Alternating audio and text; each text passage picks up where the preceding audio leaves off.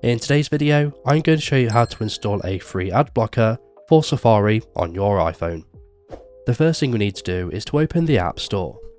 Once you've done this, you want to select the search icon in the bottom right, and then you want to search for uBlock Origin.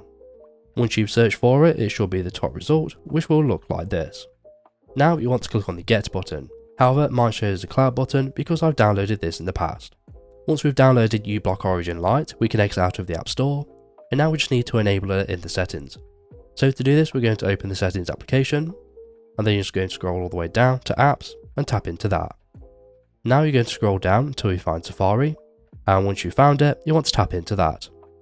Now you want to scroll down until you find extensions and tap into that. Here you should see uBlock Origin Lite listed, so you want to tap into that. Now you want to toggle on enable extension, and you can also allow it in private browsing if you'd wish to do so.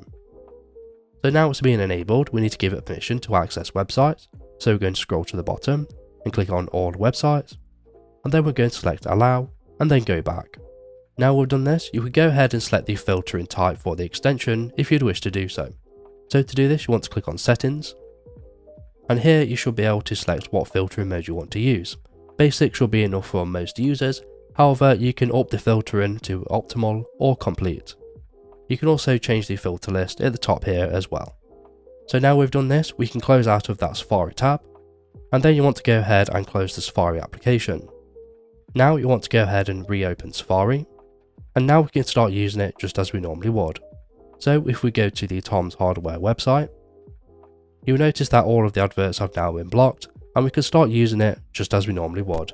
You can also change the filtering strength in each individual website, and to do that you want to select the extension icon just to the left of the URL, and then you want to select uBlock Lite, and here you can go ahead and change the filtering strength.